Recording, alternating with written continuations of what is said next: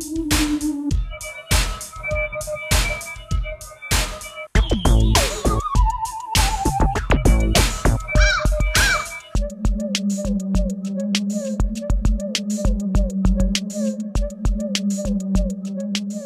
अनि स्वागत छ कार्यक्रम सूर्योदय वार्तामा। कार्यक्रम सूर्योदय वार्ता लिएर उपस्थित भइसकेको छु म रामशरण दुलाल र आजको अङ्कमा हामीले नेपाल फलफुल तथा तरकारी व्यवसायी सङ्घका केन्द्रीय सचिव तथा मकवानपुर जिल्ला अध्यक्ष खड्गबहादुर मोक्तानलाई बोलाएका छौँ। उहाँसँग रहेर तरकारी तथा फलफुल व्यवसाय जुन हामीले हेर्दाखेरि कसैले चाहिँ नि व्यवस्थित भएन भनिराखेका छौँ, कसैले चाहिँ नि व्यवस्थित गर्न खोजिराखेको छ भन्ने बुझेका छौँ। के हो वास्तविकता? सडकका पेटीहरूमा पनि देखिएका छन् फलफुल तथा तरकारीका ठेलागाडाहरू। अब के हो त्यसको व्यवस्थापनको पाटो कस्तो छ, यिनै विषयमा केन्द्रित रहेर कुराकानी गर्नेछौँ। आज यहाँलाई स्वागत छ। धन्यवाद। आरामै हुनुहुन्छ? आराम छ। फलफुल तथा तरकारी व्यवसायी सङ्घ होइन, सक्रिय भएर लागेको छ। तपाईँको कतिौँ कार्यकाल हो यो? मेरो यो चौथो कार्यकाल। चौथो कार्यकाल भन्नाले कति वर्ष भयो? अब एक कार्यकालमा 3 वर्ष हुन्छ। हजुर। अब अहिले 12 वर्ष भयो। 12 वर्षसम्म तपाईँ अध्यक्ष भइराख्नु भएको? हजुर हजुर हजुर। तपाईँको विकल्पमा अरू कोही उत्रिनु भएन भन्दा हुन्छ? अब भन्दा पनि हुन्छ। एकचोटि 2074मा हामी एकचोटि 64मा एकचोटि निर्वाचन भयो। हजुर। पहिलो निर्वाचन 64को पहिलो निर्वाचन पश्चात 3 वर्ष पछाडि फेरि 67मा निर्वाचन आयो, निर्विरोध भयो। फेरि अर्को 3 वर्ष पछाडि निर्विरोध भयो। त्यसबाट पछाडि एकैचोटि आएर चाहिँ हामी 74मा 3 कार्यकालपछि चाहिँ 74मा आएर साउन चाहिँ 10 गते हाम्रो निर्वाचन भयो। निर्वाचनमा चाहिँ एउटा प्रतिद्वन्दी एकजना साथी, त्यसमा चाहिँ यसो गरौँ नि त, अब एकचोटि चाहिँ जनता पनि धेरै अल्मलियो, मतदान गरेर पनि हेर्दाखेरि पनि एउटा जायज हुन्छ भन्ने कुरा भएको कारणले गर्दा त्यस चाहिँ 64मा निर्वाचन, 74मा निर्वाचन, अर्को बिचको 2 कार्यकाल निर्विरोध गरेर अहिले हालसम्म चौथो कार्यकाल 12 वर्ष। 12 वर्ष भयो। हजुर। भनेपछि जुन बस पार्कमा पहिला तरकारी बजार थियो, हजुर, मन्डी भनौँ न होइन, हजुर हजुर, त्यो हट्नुभन्दा अगाडिदेखि नै तपाईँ हुनुहुन्थ्यो कि त्यसपछि? होइन, त्यो बजारै थियो त्यतिखेर। हजुर। पल्लो हाम्रो पहिला चाहिँ नगरपालिकाले व्यवस्थापन गरेको पल्लो हाम्रो बजार, हजुर, 10 नम्बरको अहिले हङकङ बजारभित्र, हजुर, त्यहीँ तरकारी बजार थियो। त्यो तरकारी बजारबाट सुरुवात भएको। अब त्यसबाट पछि फुटफाट त्यतिखेर व्यापक रूपमा व्यवसाय गर्ने व्यापारीहरू थियो। हजुर। तसर्थ अब त्यो नगरले व्यवस्थित गरेको ठाउँ पनि अपुग भएको र त्यसकारणको त्यसको व्यवस्थापन पनि गर्नको लागि चाहिँ कमी कमजोरी भएको भन्नुपर्छ। अब ठाउँ नभएपछि त्यो अवस्थामा चाहिँ अब अझै धेरै अनभिज्ञ रूपले चाहिँ बजारै ढाकेर चाहिँ व्यवसायहरू बसिरहेको थियो। त्यसबाट 2064 सालको माघको 14 गते 14 गतेको निर्वाचन आइसकेपछि नेपाल फलफुल तरकारी व्यवसायी सङ्घको विधानअनुसार 3 वर्षमा जनादेश लिनुपर्ने बेलामा चाहिँ मैले एउटा सदस्यता प्राप्त गरिसकेपछि निर्वाचन गर्ने चाहिँ तयमा पुग्यो। निर्वाचनमा विजय हासिल गर्यो। त्यसबाट पछाडि हामीले प्रस्ताव राखेँ नगरपालिकालाई, यो नगर सुन्दरता सौन्दर्यता, अब यो मान्छेको चाहिँ अब यतिखेर जोखिम चाहिँ यो मोलेर चाहिँ यो बाटोमा बसिरहेछ, नगरको सुन्दरता अस्तव्यस्त भएको छ। अब यो बजारले थेकिसक्नु पनि छैन। त्यस कारणले यहाँलाई व्यवस्थित गर्नको लागि हामी सबै लागि पर्नुपर्छ, त्यसको व्यवस्थापन गर्नुपर्छ, त्यो जोखिमबाट मुक्त पनि गर्नुपर्छ, राज्यलाई आर्थिक स्रोत जुटाउने बाटोमा नि जानुपर्छ, व्यापारीले व्यवसाय गर्ने ठाउँको व्यवस्था पनि गर्नुपर्छ, यो सडक हट्नु पनि पर्छ। यो सडकबाट चाहिँ हामी सडकमै यहाँ व्यवसायलाई चाहिँ ओछ्याएर राख्न सक्दैनौँ भन्ने प्रस्तावहरू राखेपछि तदनुरूप हामीले चाहिँ 2064 साल 65 साल माघको 10 गते सर्वदलीय बैठक, सबै दलको नेता, सबै सङ्घ संस्था मिलेर त्यो बसपाराको अहिलेको चाहिँ व्यवसाय गरिरहेको टिस्यानको जग्गा त्यतिखेर खाली थियो, त्यतिखेर पर्दी जङ्गल थियो। त्यसै ठाउँमा हुन्छ हामी व्यवसाय गर्नको लागि चाहिँ ठाउँ त्यहीँ उपयुक्त देख्यो। यो व्यापारी धेरै भएको कारणले गर्दा त्यहाँ अड्ने जस्तो ठाउँ पनि देख्यो भन्ने खालको नगरपालिकाको नजरमा पर्यो। त्यसैले गर्दाखेरि चाहिँ हुन्छ नि हामी किन जाँदैनौँ, जान्छौँ नि त, हामी यो जोखिम मिलाएर बस्दैनौँ भनेर यो हामी सबैको सहमतिमा हामी चाहिँ त्यहाँ व्यवस्थापन गरेको। पहिला त सरकारले चाहिँ तय गरेको फलफुल तथा तरकारी व्यवसायको लागि भनेर चाहिँ सटरै निर्माण गरेको थियो। पछि ठाउँको चाहिँ अभाव, त्यहाँ चाहिँ पुग्दैन भन्ने हिसाबले चाहिँ त्यहाँ बस्न मान्नु भएन भन्ने कुराहरू आयो। हजुर, त्यो एउटा कुरा चाहिँ के हो भने सर, त्यो हामीले 64 को निर्वाचन 65 हामी त्यहाँ सर्यौँ। लगभग 66 नै होला, अलि कन्फ्युज भयो। 66 मै त्यो के भयो भन्दा हामीले फुटफाट व्यवस्थापन यतापट्टि गरिसकेपछि, प्रसाद गरिसकेपछि त्यो अब एउटा खुल्लै आकाशमुनि है हजुर, त्यहाँ कुनै भवन सवन बनाएको पनि थिएन। त्यो पुरानो भवन अहिले पनि छ। त्यो चाहिँ हिजोको चाहिँ टिस्यानको एक दुईवटा चाहिँ पुरानो भवन छ, अरू सबै अहिले हामीले संरचना हामीले नै बनाएको थियो। त्यतिखेर पुरै पर्दी थियो त्यहाँ। त्यो पर्दीमा हामी गएर चाहिँ त्यतिकै चाहिँ एउटा यत्रो बाँस हालेर कसैले आफ्नो टेबल ल्याएर, अब खुद्रा व्यवसाय त हो, फुटफाट व्यवसाय त हो, त्यसलाई त्यस्तो खालको हिसाब किताबले व्यवस्थापन गर्दाको अवस्थामा व्यवस्थित भनेर पल्लो बजार व्यवस्थापन गरेको खण्डमा चाहिँ त्यतिखेर चाहिँ अलिक थोरै मान्छे थियो। त्यतिखेर त्यस्तो के अरे चाहिँ भवनहरू बनाइसकेका थिएन। त्यहाँ 15 देखि 20 जना हाम्रा साथीहरू त्यहाँ हुनुहुन्थ्यो, व्यापारी चाहिँ यो फुटपाथभन्दा बाहेक व्यवस्थापन गरेको व्यापारी। त्यो व्यापारीलाई चाहिँ 2067 सालमा एसियाली ब्याङ्कको सहयोगमा यो बजार एउटा व्यवस्थित बनाउनु पर्यो, अलि राम्रो बनाउनु पर्यो, त्यसलाई गुणस्तरीय बनाउनु पर्यो, स्थायित्व बनाउनु पर्यो।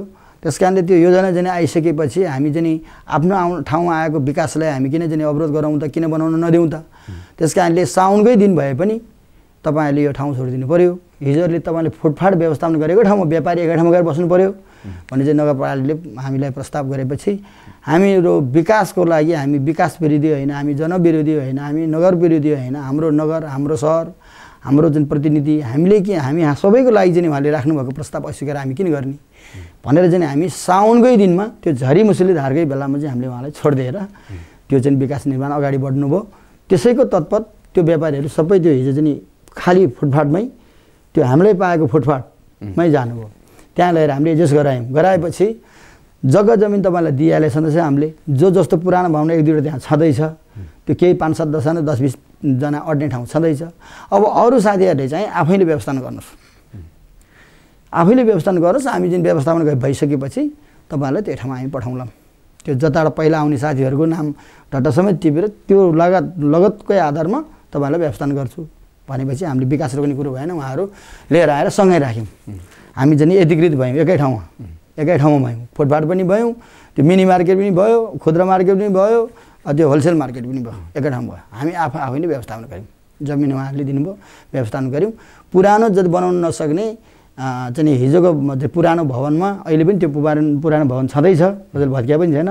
अलिकति भत्कियो अहिले जुन त्यो बाटो बनाउनु पऱ्यो, हामी चाहिँ अहिले मन्त्रालय जाने बाटो चाहिँ फराकिलो बनाउनु पऱ्यो भन्ने हिसाबले त्यस आधी पाहाड मात्रै भत्क्यो, अरू त सबै त्यहाँ छँदैछ अहिले पनि। त्यस कारण त्यस्तो खालको हिसाबले हामीले बसोबास गर्दै गएपछि अब त्यो निर्माण भयो 2 वर्ष पछाडि। 2 वर्ष पछाडि निर्माण भइसकेपछि अब के भयो भन्दा त्यो साङ्ग्रो ठाउँ बनायो। व्यापारीले दिएको भिजन अनुसार हामीलाई यो प्रकारको दोकान चाहिन्छ, हामीले सन्तुष्टिजनकले हाम्रो सामान यति आउँछ, एउटा होलसेल बजार न हो, त्यो त एउटा सङ्कलन केन्द्र भन्छ, अलिक ठुलो फराकिलो ठाउँ चाहिन्छ, त्यो ढङ्गले हामीलाई व्यवस्थापन गरिदिनुहोस्। हामीलाई जति लाग्छ त स्क्वायर मिटरको हिसाब तिर्ने त हो। उहाँले सानो बनाए सानो दिने, थोरै मिटर भए थोरै दिने, धेरै भए धेरै दिने। अब त्यो एउटा प्रावधान नगरपालिकाको।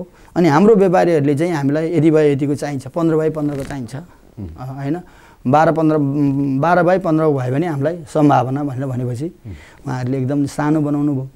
उहाँहरूको आफ्नो डिजाइनले बनाउनु भयो, आफ्नो तरिकाले बनाउनु भयो। त्यसो भएपछि त्यहाँ व्यवसायको मनसाय चाहिँ त्यहाँ भएन। अब यो हाम्रो त्यहाँ व्यापार हुने ठाउँ होइन, हाम्रो व्यापारै गर्दैन। हाम्रो 5 अब हामीसँग गाडी सामान आउँछ भने गाडीको कुरै छोडिदिउँ, त्यहाँ त 10 पोका काउली पनि नअड्ने भयो, 10 पोका चाहिँ बन्द पनि नअड्ने। हामी त अब हजारौँ थरी 100औँ थरीको सामग्री जोड्नुपर्ने हुन्छ। काउली, बन्दा, मुला, गाजर, धनियाँ, टमाटर इतिहास आउँछ होइन र। त्यस कारणले त्यो नअड्ने भएपछि अनि हामीले 2 वर्षसम्म यतै बस्यौँ।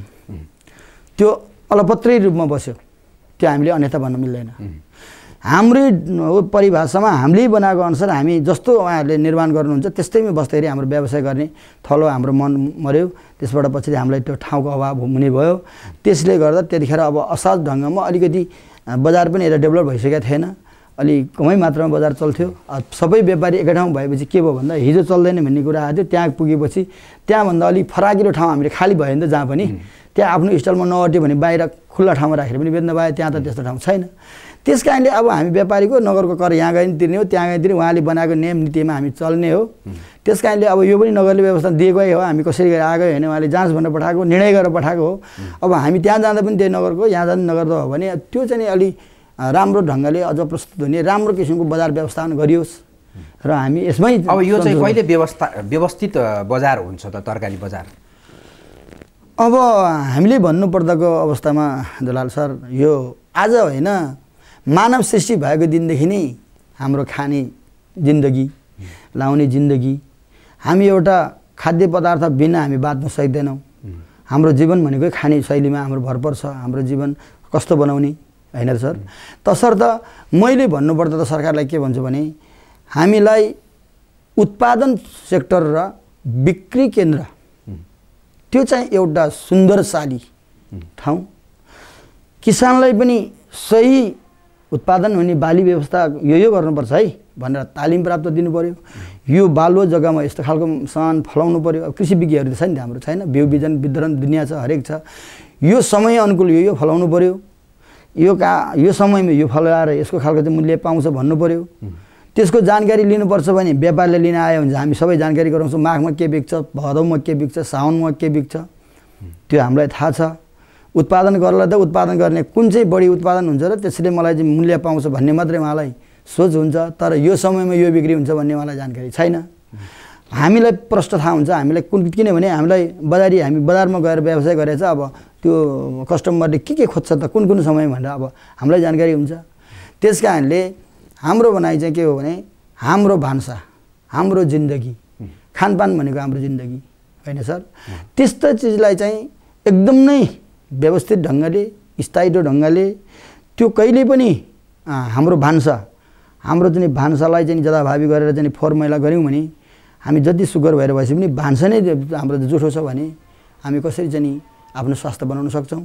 त्यसले गर्दा राज्यसँग हामी के भनिरहेका छौँ भने, जसको जिम्मेवारी छ, अथवा स्थानीय सरकार नगरपालिकाको जिम्मेवारी होला, अथवा प्रदेश सरकारको जिम्मेवारी होला, अथवा के अरे चाहिँ सङ्घीय सरकारको जिम्मेवारी होला, बजार एकदम नै पारदर्शी, स्थायित्व एकदम राम्रो सफा बनाउनुपर्छ भन्ने माग चाहिँ आजबाट होइन, हामीले व्यवसाय गरेको यो नेपाल फलफुल तरकारी व्यवसाय सङ्घ 2051 सालमा दर्ता भएको नेपाल सरकारको ऐन बमोजिम दर्ता गरेर त्यो कानुनकै परिवेशभित्र बसेर हामीले व्यवसाय गरेर बसिरहेछ।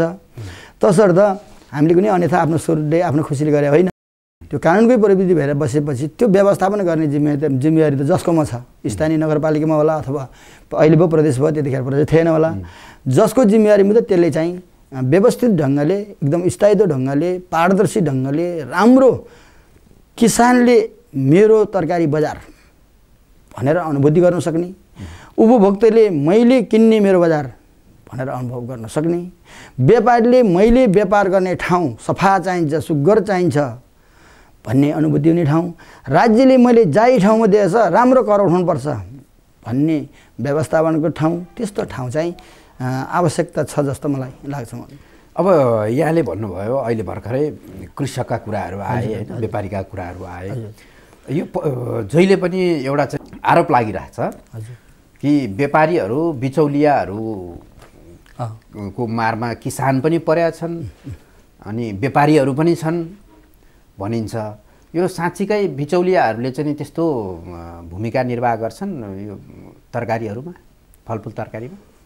होइन सर, त्यो बुझ्नेले नबुझेपछि होइन, बुझ्नेले कुरा नबुझेपछि ढुङ्गा माथि छाती राखी रुनु परेपछि भनेर चाहिँ नारायणले गाएको गीत जस्तै त्यो उहाँहरूले नबुझेर हो। एकैचोटि के सोचिरहेछ, तरकारी बेच्ने मान्छे त करोडपति हुँदो रहेछ, धनी हुँदो रहेछ, के तरकारी बेच्ने मान्छे चाहिँ धनी हुनु पर्दैन? उसको लगानी छैन के? उसले करोडको व्यापार गर्न नपाउनु, सुन बेच्ने, हिरा बेच्ने मात्र नआउनु? त्यस कारणले हामीले उहाँलाई के भन्छौँ भन्दा, बिचौले भन्ने उहाँहरूले हामीलाई प्रमाणित गरिदिनुहोस् भनेर हामीले केन्द्रबाट पनि भनेको छ। हामीले जसले हामी माथि आरोप लगाउनु छ त्यो आरोप हामीलाई पुष्टि गरिदिएछ हामीले भनेको छ। हामी के को लागि बस्या भन्दा नाफा गर्न लागि बसेको, घाटा खान बस्या हो।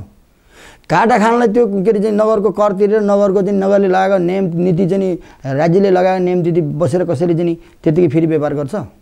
नेपाल सरकारले खाद्य पदार्थ समेत 15% खाऊ भन्ने सरकारको कानुनमा छ, हाम्रो त 20% छ। तर हामीले सोध्नुहोस् अहिले पनि किसानलाई 10% मात्रै हामीले चाहिँ त्यो किसानसँग उत्पादन गरेर ल्याएको उहाँको व्यापार गरिदिएको उहाँले माल सामान बिक्री गरिदिएको बापत हाम्रो लगानी गरेको बापत हामीले उधार दिएर उहाँलाई क्यास नगद दिएर पठाएको बापत हामी चाहिँ 10% मात्रै खान्छौँ। किनभने किसान हाम्रो दाजुभाइ हाम्रो बाबुआमा साँच्चै नै भनौँ भने भगवान्।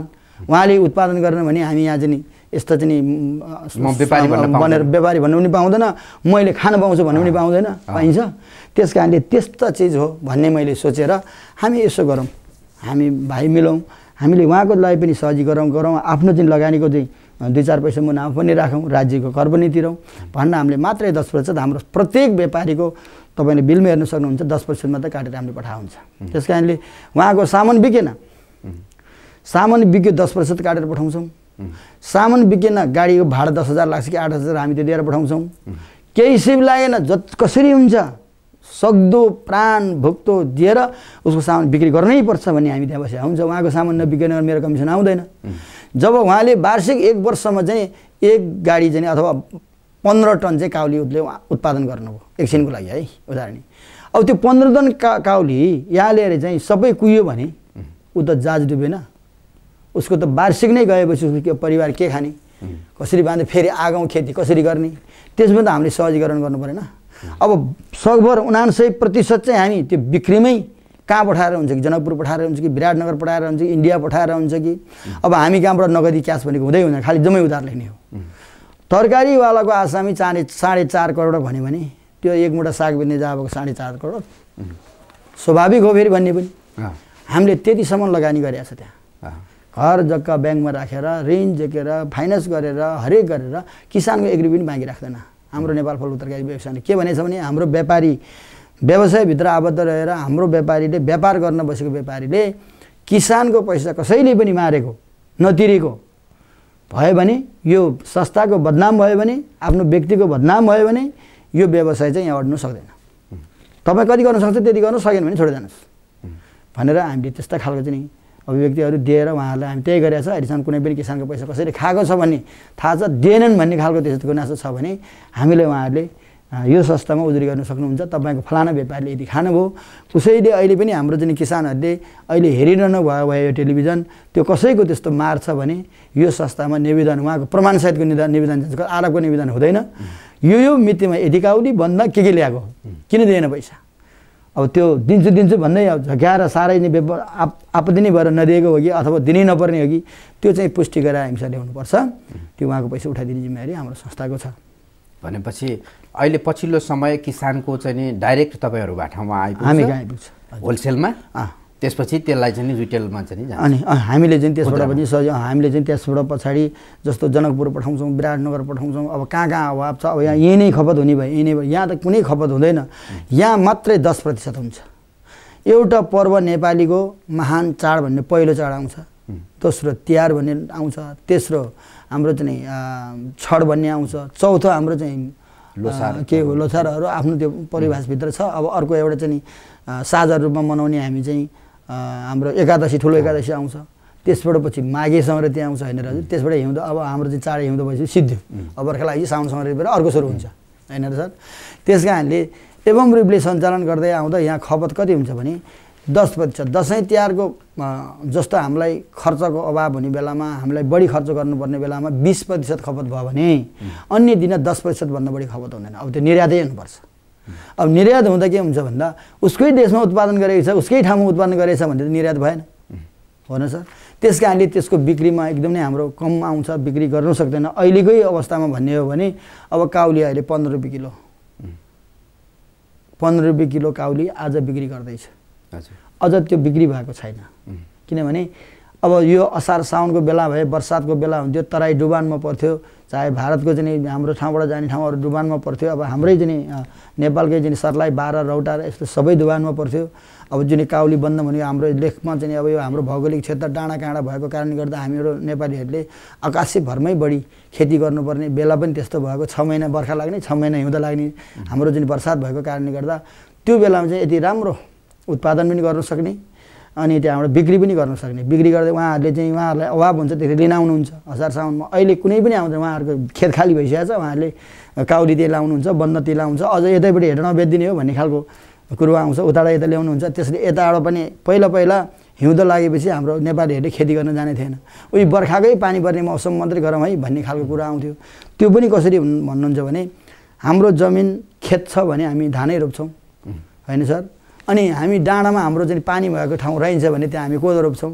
अब त्यसो नभएर नगदी बाली लगाउँ न भने सरकारले पनि त्यो बाटोतिर लगाइरहेको छ, त्यस कारणले त्यो खेती चाहिँ हाम्रो नगदी बाली नै लगाउँछौँ। घेराउला, बन्दा, मुला, गाजर यस्तै लगाउँछौँ असार सारमा। उता तराई चाहिँ त्यतिखेर सर्टेज हुने बेला हुन्छ, त्यस कारण सर्लक्कै जान्छ। र अहिले त उहाँहरूको पुरै खेत खाली भयो।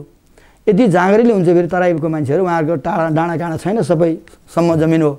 त्यस कारणले उहाँहरूले कतै कतै गहुँ छर्ने कमै मात्रामा छर्ने हो। अनि यदि धान पाकिहाल्यो अब त्यसमा चाहिँ उहाँहरूले मुसुरा छर्नुहुन्छ, काउली, बन्दा, मुला, गाजर, इतिहास, धनियाँ सबै छर्नुहुन्छ। त्यो आफ्नै ठाउँबाट उत्पादन भएपछि अर्कोबाट आयात गराउनुपर्छ भन्ने त छैन। त्यस कारणले यही अवस्थाको कारणले गर्दा हिउँदे अधिवेशन जस्तै अब हिउँदमा मात्रै हाम्रो मान्छेले खेती गर्न जाने थियो।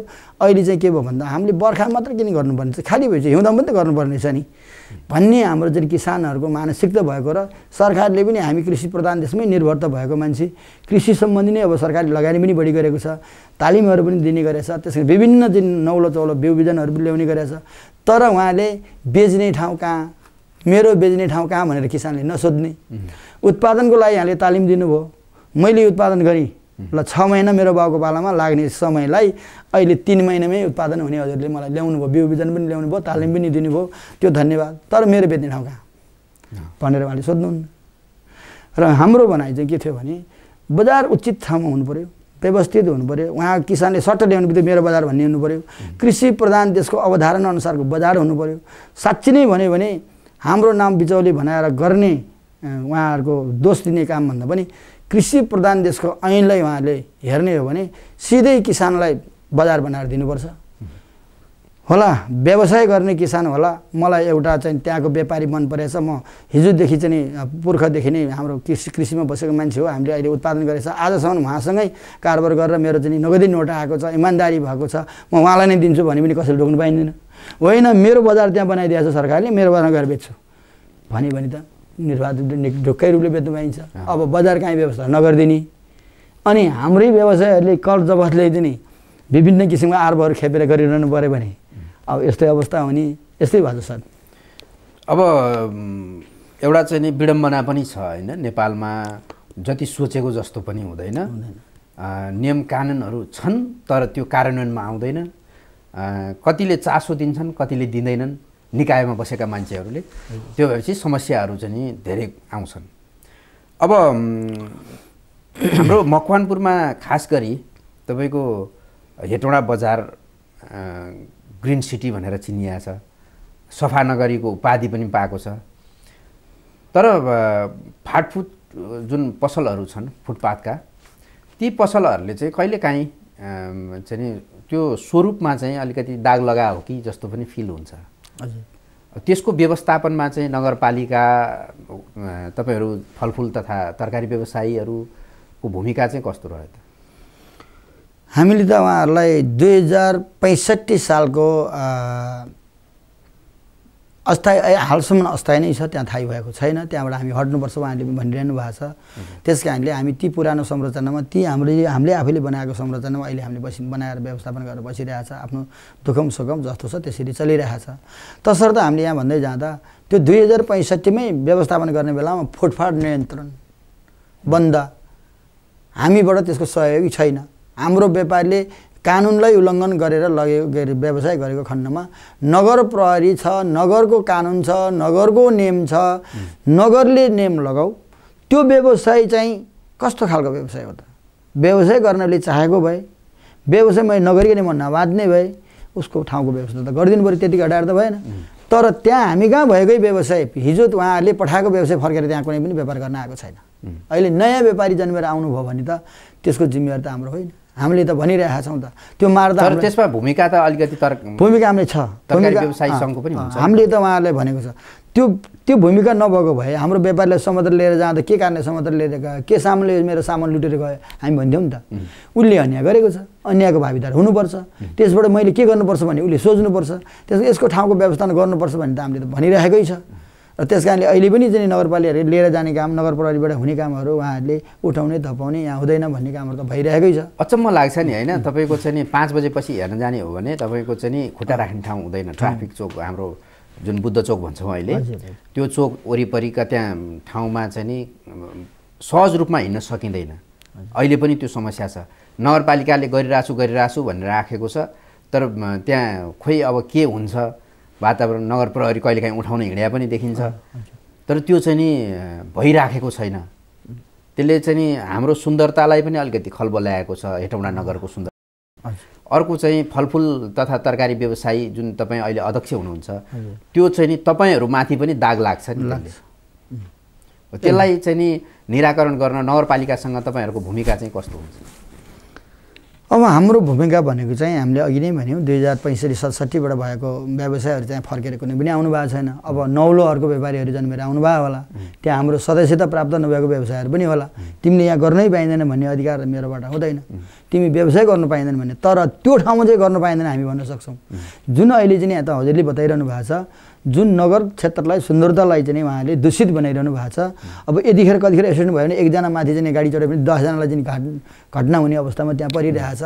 त्यस्तो खालको काम चाहिँ हामीबाट हुन सक्दैन। हामीले तपाईँलाई संरक्षण दिन सक्दैनौँ। यो गैर कानुनी गैर जिम्मेवारी रूपले तपाईँले काम गर्नुभएको छ। तपाईँहरूलाई एउटा आउनुहोस् न, हाम्रो त्यहाँ खसी बोका ठाउँ खाली छ, त्यहाँ चौरी छ, बोकेर जाने होइन, त्यहाँ संरचना बनाउनु पर्ने पनि होइन। यी फुटपाथ बेच्ने डोको बोकेरै हिँड्नेले त कसैले रोक्नु पाउने अधिकार छैन हो हजुर। झोलामा बोकेर हिँड्नेलाई, जस्तो बाटोमा झोला बोकेर हिँड्ने त किन झोला बोक्यो भने कसैले भन्नु पाइन्छ त? कसैले 2 किलो सुन्तला बोकेर बाटोमा हिँडिरह्यो भने त्यसले रोक्नु पाइन्छ त? पाइँदैन नि। कसैले भारी बोक्दै जाँदा त उसलाई गोरुको भए त बिसाउनु त पऱ्यो नि, परेन? त्यस्तालाई हाम्रो रोकथाम छैन। जसले बिछाएर बस्छ नि, टोकै पनि बिछाएर त्यहाँ बेचिरह्यो भने त्यो गैर जिम्मेवारी हो, त्यो बेच्नु पाइँदैन। त्यो हामीले उहाँहरूलाई भनेको छ। यो समत्र लिएर गयो भने तरकारी फल व्यवसाय सङ्घमाथि ब्लेम लाग्छ, तरकारी व्यवसाय सङ्घमाथि दाग लाग्छ।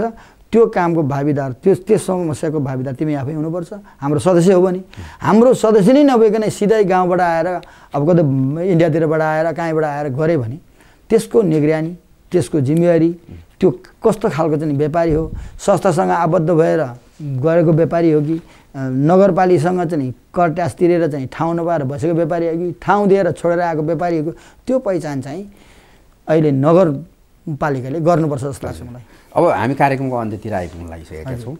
अब अलिकति मलाई भनिदिनुहोस्, यो अहिलेको तरकारी जुन बजार छ मन्डी, त्यो चाहिँ नि हामीले सुन्दै आएका छौँ, त्यो चाहिँ नि थायी होइन, अस्थायी हो होइन। अब थायी तरकारी बजार चाहिँ कहिले बन्छ, कहाँ बन्छ र हेटौँडावासीहरूले सहज रूपमा तरकारी किनमेल गर्न बर्खा लाग्यो भने त तपाईँको त्यहाँ पनि हिलाम्मै हुन्छ, पानी जम्छ होइन। सहज रूपमा अलिकति राम्रो व्यवस्थित बजारमा कहिले जान पाउँछन् त? अब हामीले राखेको प्रस्तावलाई चाहिँ उहाँहरूले मध्यनजर गरेर हेर्ने हो भने हामीले 74-मा होइन 72-73मा नेपाल फलफुल तरकारी व्यवसाय सङ्घले त्यतिखेर हाम्रो प्रदेश बनिसकेका थिएन। त्यतिखेर हामी टाढा जान्छौँ, सहर सुन्दरता बनाउँछौँ, तपाईँले दिएको ठाउँ पनि छोड्छौँ। त्यो हामीलाई चाहिँ केही समयको लागि व्यवसाय गर्नुहोस् भन्यो, नीतिगत रूपले लिखित रूपले दिनुभएको छ, कुनै मौखिक छैन, लिखित हामी कहाँ छ। तसर्थ त्यहाँ बस्नुहोस् भनेपछि अहिले हामीले चाहिँ के गर्यौँ भन्दा बजारको चाप बढेको देखेपछि, व्यवसायको चाप बढेको देखेपछि अब हामीले के गर्यौँ भन्दा अब त्यसो भयो भने हामी के गर्छौँ भने थाना भरेको ट्रक पार्किङ भन्ने त्यसको नाम आयो है। अब पार्किङ के गर्यो, बस गर्यो के गर्यो हामीलाई थाहा भएन। ट्रक पार्किङ भन्ने खाली जमिन छ, त्यो जमिनमा चाहिँ हामी आफैले माग गरेको तरकारी फलफुल व्यवसायले 2 चोटि डेलिगेसन हामी चाहिँ गयौँ, सबै दलको हस्ताक्षरसहित, सबै के अरे चाहिँ सङ्घ संस्थाको चाहिँ हस्ताक्षरसहित तरकारी फलफुल व्यवसाय सङ्घले माग गर्दै आएको बजार त्यो एकदम उत्तम जायज भएको कारणले गर्दा त्यो कृषि उपज थोक बजार चाहिँ हामीले चाहिँ बनाउनु पर्छ। हामीले त्यतिखेर चाहिँ प्रदेश नभएको कारणले क्षेत्रीय बजार बनाउनु पर्छ। त्यो के भनेको भन्दा अब त्यतिखेर चाहिँ कालीमाटी भन्दा पनि साँच्ची भन्यो भने कालीमाटीकै दाँजोमा पुग्ने एउटा बजार इन्डिया नजिक भएको कारणले गर्दा, जनसङ्ख्या पनि घनघोत भएको कारणले गर्दा, व्यवसाय पनि अलिक बढी नै भएको कारणले गर्दा हामीले अलिक ठाउँ बढी नै खोज्नुपर्छ र अलि त्यो पनि त सहर हामीले भोलि बनाउन सक्छ। यो जङ्गल पनि हामीले सहर बनायो भने त त्यो पनि त हामी गएपछि बनिहाल्छ नि। त्यही हामी निर्वाध रूपले बनाऊँ भनेर हामीले त्यहाँ माग्दै जाँदाको अवस्थामा अब सबै चाहिँ दल बल इतिहास सङ्घ संस्थाको सिफारिसमा हामी गयौँ, डेलिगेसन गयौँ 2 चोटि। त्यसबाट पछाडि त्यहाँबाट पछि त्यो उहाँहरूले हामी दर्ता गरेर राखिदिन्छौँ, यो हेरिदिन्छौँ, यो हेर्छौँ, अब त्यो यो त क्याबिनेटमा पास गर्नुपर्छ भन्ने मन्त्रीजीको आश्वासन पायो हामीले। राधिका तामाङ भन्ने चाहिँ सहायक मन्त्री हुनुहुन्थ्यो, त्यतिखेर हामी पुग्यौँ। त्यस कारणले पछाडि अब क्याबिनेटले अब त्यहाँ पुगेपछि अब क्याबिनेटले पास गर्ने कुरो मैले मात्रै सिग्नेचर गरेर हुने कुरो होइन, तर यो एकदम उत्तम जायज कुरो ल्याउनु भएको छ भन्नुभयो। त्यतिकै हामी फर्केर आयौँ। अन्तिममा यता त्यता हुँदै हुँदै हुँदै हुँदै जाँदा त्यो जग्गा त्यतिकै रह्यो। हुँदै जाँदा हामीलाई 4.5 बिघा लेखेर हामीलाई नगरपालिकाले दिएको छ त्यो जग्गा। अब अहिले पछि त्यसबाट पछाडि चाहिँ त्यहाँ अब घर रह्यो, यता के रह्यो भनेर चाहिँ 3.5 बिघा हो क्या अरे, 3.5 बिघा 2.5 बिघा 3.5 बिघा जग्गा त्यसबाट घटाएर उहाँले नापी पनि लगेर उहाँहरूकै नापी लगेर नापेर यो तपाईँहरूलाई भन्न गर्नुभयो। त्यहाँ हामीलाई 2 चोटि बजेट पनि पार्नु भयो, एकचोटि 8 लाख एकचोटि 4 लाख, ल यो संरक्षण गर्ने वरिपरि जालीसारी लगाउने भन्ने पनि कुरो भयो। त्यो उहाँबाट निकायबाट पास मात्रै गर्यो, यता चाहिँ हामीसँग चाहिँ त्यो रकम ट्रान्सफर भएन, त्यो फ्रिज बनाइदियो, त्यतिकै रह्यो। त्यसले गर्दा चाहिँ अहिले फेरि सरकारले अब स्थानीय सरकार उसको सरकार आइसकेपछि अब अहिले त्यसैलाई टेकेर त्यही जमिनलाई टेकेर हामी कृषि उपज बजार बनाउँछौँ हैन। हिजोकै चाहिँ मागलाई हामी परिपूर्ति गर्छौँ, एकदम नै विशालमुखी बनाउँछौँ, राम्रो बनाउँछौँ भनेर चक्रमणि खनाल अब हाम्रो कृषि मन्त्री आउनुभयो, सङ्घीय मन्त्री। यही मन्त्रालयमा हामी चाहिँ राति 9 बजीसम्म भदौको 15 गते कि 14 गते हामी त्यहीँ बैठक बस्यौँ। अब 1 खर्बको बजेट निकासा हुन्छ, 45 लाख रुपियाँ ढिप्याएर तयारीमा खर्च भएको छ। त्यो खर्च त्यतिखेर अनुमोदन गर्नुभयो। त्यसबाट पछाडि हामीले त्यो खर्च त्यहाँ हामीले गऱ्यो भने त्यहीँबाट भयो भने अब त्यो ठुलो विशालमुखी बजार बनाएर तपाईँहरूको व्यवस्था गर्छौँ हामीले भन्नुभएको थियो। हामी ढुक्कै आशावादी, हिजो हामीले त्यहीँ रहिएको थियो, त्यही पायौँ, हामीलाई राम्रो भयो। अब हामी एकदम नै हर्षित भयौँ।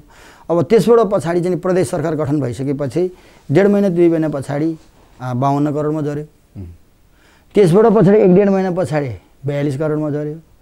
त्यसबाट पछाडि 41 करोडमा त्यो चाहिँ निर्णय भएको छ अरे, त्यो टेन्डर पनि परेको छ अरे, त्यो पनि गरी चाहिँ योजना पनि परिसकेको छ। 2 वर्षको सम्झौता, अब त्यो लिखित पेकेज चाहिँ हामीले थाहा छैन। भनेपछि त्यसो भए हाम्रो तरकारी बजार राप्ती पुल पारिपट्टि हुने भयो। हाम्रो माग उहाँहरूले दिन्छु भनेको कुरो त्यो कतिसम्म सत्य हो हामीसँग लेखाजोखा छैन। हाम्रो माग थियो, हाम्रो पहिलाकै डकुमेन्ट त हामीले डेलिगेसनमै छोडेको छ, त्यो नै थियो, त्यसमै टेकेर उहाँले बनाउने भनेको छ। हाम्रो आशावादी पनि त्यहीँ छौँ। हाम्रो पहिलो प्राथमिकता भनेको हामीले हिजो पनि मागेको, आज पनि माग्दै गरेको, आज पनि स्थायित्व हुने खालको, भोलि पनि स्थायित्व हुने खालको, यो जहिले पनि चाहिँ जताततै लथालिङ्ग भएर बस्नुभन्दा स्थायित्व रूपले बसेर राम्ररी चाहिँ राज्यले व्यवस्थापन गरेको ठाउँमा हामी त्यहाँ जान हाम्रै लागि बनाएको भनिरहनु भएको हो। त्यो कतिसम्म सत्य हो त्यो पनि हामीसँग थाहा भएन। त्यसले गर्दा हाम्रो मागलाई पनि त्यही चोइस भएको र उहाँहरूले पनि अहिले त्यहीँ बनाउने भन्ने कुरो एउटै भएको कारणले गर्दा चाहिँ हो हाम्रै होला त्यसो भए भन्ने हिसाबले हामीलाई त्यही ठाउँमा हामी जान्छौँ भने अस्ति एकचोटि नगरपालिकाले हामीलाई यहाँ चाहिँ बोलाउनु भयो। राजस्व विभागको चाहिँ रामकृष्ण सरले बोलाउनु भयो, रामकृष्ण थापा सरले राजस्व विभागले बोलाएपछि अब त्यहाँ टेन्डर परेछ, योजना परेछ, अब हो तपाईँहरू बसिरहनु भएको छ, त्यतिकै उठाएर पठाएर पठाउनु नमिल्ने कुरो हो, अप्ठ्यारो छ। त्यस कारणले अब खोजी गर्नु पऱ्यो, हामी सबै मिलेर उहाँले हामीलाई प्रस्ताव गर्नुभयो। अनि हामीले भन्यौँ हामी कहीँ भएको भए त किन खोज्नु पर्थ्यो, अब हामीले त खोज्ने कुरो भएन, हामीले त रोज्ने कुरो मात्रै हो।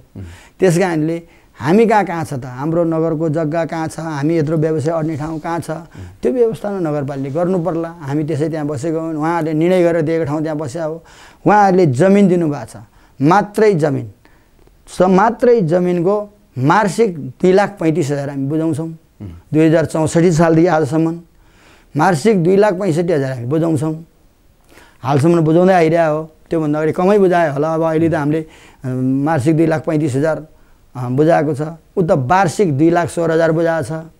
वार्षिक 2टा कर लिनुहुन्छ हामीलाई, एउटा व्यवसाय कर भनेर एउटा व्यवसायसँगबाट 2,000 लिनुहुन्छ, एउटा स्क्वायर मिटरको हिसाबले खाली भुइँको स्क्वायर मिटरको हिसाबले हाम्रो पैसा सबै जोड्दा 2.5 लाख रुपियाँ तिर्छौँ हामी मार्सिक। हामी चाहिँ व्यवसाय भनेर तिमीहरू व्यापारी भनेर उहाँले चाहिँ 2जना एउटा व्यापारीसँग 2,000 लिँदाखेरि हाम्रो 108 जनाबाट के अरे चाहिँ 108 जना व्यवसाय त्यहाँ कार्यरत छ। अब त्यो व्यवसायहरूबाट 2,16,000 त्यही उठ्छ। त्यसबाट कानुनकै प्रविधिमा हामी बसेर नगरपालिका बनाएको कानुन, नगरपालिकाले बनाएको कानुनलाई सिरुपर गरेर, जस्तो राजस्व विभागले बनाएको कानुनलाई सिरुपर गरेर, अब घरेलुले बनाएको कानुनलाई सिरुपर गरेर राज्यले जे कानुन बाँच्छ जे मान्नुपर्छ भने चाहिँ हामीले त्यसो मानेर व्यवसाय गरेको छ। त्यसमा हाम्रो कमी कमजोरी छ जस्तो हामीलाई लागेको छैन। र उहाँहरूले चाहिँ खालि चाहिँ अब यस्तो हुँदैन, अब कस्तो यहाँ हुँदैन त्यहाँ हुँदैन, हो यो हुँदैन भन्ने कुरो थाहा छ। विकास गर्नुपर्छ भन्ने हामीलाई थाहा छ। त्यो विकासको मूल फुट्ने ठाउँमा, विकास आउने ठाउँमा हामी बस्छौँ हामीले भनेको छैन। व्यवस्थापन गर, व्यवस्थापन गर, एकैचोटि सबै व्यवस्था लास्टै टक्कै टुङ्गिने हो भने जुन हामीले भनेको थियो त्यो ठाउँमा गर्नुहोस्। अब रातारात गरेर गर्न सक्नुहुन्छ भने उज्यालो भएपछि हामी जाउँला। उज्यालो भएर पनि दिनभरिमा सकेन छ, राति जाऊ भने राति नै जान्छौँ। तपाईँले हामीले मागेको ठाउँलाई व्यवस्था गरेको भने हामी त्यहाँ जान्छौँ। हामीले उहाँलाई त्यही जवाफ त्यतिखेर दियौँ। त्यसबाट पछाडि अहिलेसम्म हामी जानकारी केही आएको छैन। उठाउनुपर्छ, तपाईँले कहिले उठ्ने उठिहाल्नुहोस् भन्ने खालको त्यस्तो शब्द आउँछ। त्यो अर्काको कुरो पछाडि लागेर हुने कुरो भएन, कानुनी रूपमा होला, नीतिगत रूपले होला। त्यस कारणले बिचौलीको कुरो म यहाँलाई अहिले प्रस्ताउँछु। बिचौली भनेको हामीले मुनाफा नगर्ने, त्यत्तिकै कसैले निर्व्याजी रूपमा धन दिने मान्छे यो संसारमा कोही पाउँदैन। सरकारी लगाउने ब्याङ्कमा पनि त ब्याज हुन्छ भनेपछि हामीले सहजीकरण 50%मा 20% त्यो 50% 10%मा गरिदिएको छ। किसानको सामान कुनै दिन नगद बिग्दैन। हामी जनकपुर पठाउँछौँ, विराटनगर पठाउँछौँ, रक्सोल पठाउँछौँ, हामी इन्डिया पठाउँछौँ। त्यो जम्मै आफूले चाहिँ त्यो चाहिँ सबै रिस्क बेहोरेर पठाउने हो। किसानलाई जे भाउ छ बजारले चलेको त्यो भाउ दिएर पठाउने हो। त्यस कारणले बिचौली भन्ने यो व्यापारीलाई बिचौली जसले आरोप लगाए त्यो निराधार हो। त्यो उहाँले नबुझेर हो। उहाँ आफै आएर गर्न सक्नुहुन्छ, उहाँ आफूले गर्नुभयो भने थाहा हुन्छ। तर कतै कतै भनिहाल्नुपर्छ भने त्यो कुरो अझ म पुष्टि पनि गर्न सक्छु। किनभने नेपाल सरकारले कानुन लागू नगरोस् भन्ने कुरा होइन, हामीले भने होइन। लगाउनुपर्छ, बनाउनुपर्छ, सबैले व्यापार गर्न पाउनुपर्छ, सबैले खान पाउनुपर्छ, सबैको राज्यको कर त त्यसरी हामी सबै ठाउँमा सबै चिजमा छिरेर गर्नुपर्छ। सहकारी खुलेर उहाँले व्यवस्था अस्ति नै गर्नु भएन लकडाउनमा, खोइ त त्यो सहकारीको व्यापारीहरूले कहाँ गयो त? जतिसुकै जेसुकै भने पनि 2 दिन उहाँले रमाउनु होला, 2 दिनपछि त्यो व्यापारी किसान भेटाउँदैन। खेती गर्नुपर्छ। अब खेती गर्ने नगरेन भने आफ्नो जग्गा बाँझो बस्छ। त्यस कारण व्यापारीकै आवश्यकता पर्छ। राज्यको चाहिँ आर्थिक स्रोत जुटाउने पनि व्यापारी नै हो। थाइल्यान्ड, ब्याङ्कक, हङकङ, अमेरिका जुनसुकै देशबाट ल्याए पनि कर त नेपाल राज्यकै तिर्ने हो नि। त्यस कारणले व्यापारी यति महत्त्वपूर्ण छ। त्यस कारणले त्यो व्यवसाय गर्ने थलोको व्यवस्थापन गर्नको अवस्थामा लाहाना चाहना काहीँ नगरिकन पहिलो नम्बरको माग भनेको जुन उहाँहरूले हामीलाई तोकेर दिनुभएको थियो त्यही नै अहिले लगानी पनि त्यही गर्दैछ भने चाहिँ ठाडो भरेको चाहिँ बजारलाई त्यसको हाम्रो पहिलो प्राथमिकता त्यसमा उहाँले व्यवस्थापन गरिदियोस्। हामी मैले भने नि राति जानुपर्छ नि जान्छौँ, दिउँसो जानुपर्छ नि जान्छौँ। अब जति छिटो उहाँले गर्नुहुन्छ त्यति छिटो हामी जान्छौँ। अब दोस्रो विकल्प भने उहाँहरूले खोज्नुपर्छ। हजुर, हस्, आजको समयको लागि धेरै धेरै धन्यवाद। ल, धन्यवाद यहाँलाई पनि। मैले यो मेरो आफ्नो चाहिँ मनभित्र भएको कुरो र यहाँले अहिले चाहिँ देशमा चाहिँ यो देशको परिस्थितिमा यो नगरको परिस्थितिभित्र भइरहेको घटना परिघटनालाई उदाहरण गर्नको लागि, जनता सामु पुर्याउनको लागि के कस्तो भइरहेछ भन्ने कुरो कमी कमजोरहरू पनि देखाउनको लागि चाहिँ यहाँले मलाई बोलाएर यो अवसर र मौका दिनुभएकोमा यो टिम टेलिभिजनलाई र यो हाम्रो रामकृष्ण दुलाल सरलाई विशेष धन्यवाद। नमस्कार। आदरणीय दर्शक, हामी कार्यक्रम सूर्योदय वार्तामा रहेर कुराकानी गरिरहेका थियौँ। आज हामीसँग हुनुहुन्थ्यो नेपाल फलफुल तथा तरकारी व्यवसायी सङ्घ का केन्द्रीय सचिव तथा मकवानपुर जिल्ला अध्यक्ष खड्गबहादुर मोक्तान हुनुहुन्थ्यो। उहाँसँग रहेर हामीले तरकारी बजार व्यवस्थापनको विषयमा कुराकानी गऱ्यौँ। आजको लागि कार्यक्रम यति नै। अर्को अङ्कमा नयाँ व्यक्तिको साथमा उपस्थित हुने नै छौँ। तबसम्मको लागि बिदा दिनुहोस्। हवस् त, नमस्ते।